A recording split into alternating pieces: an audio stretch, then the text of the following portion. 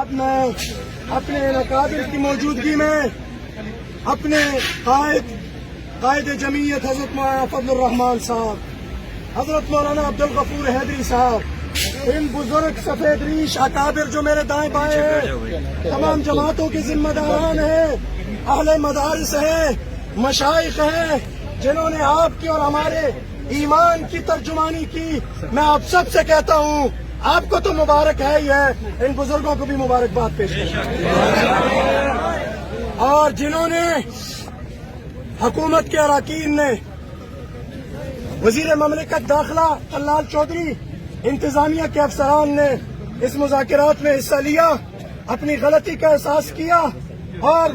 انشاءاللہ وعدہ کیا کہ ہم اس کو اب بنانا شروع کریں گے جلد انشاءاللہ۔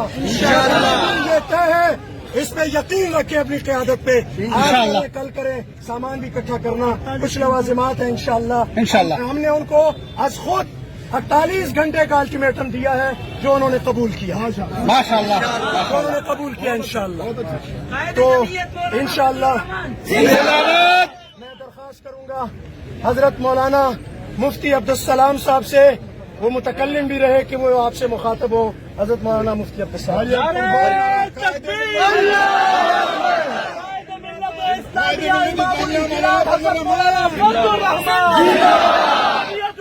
اسلام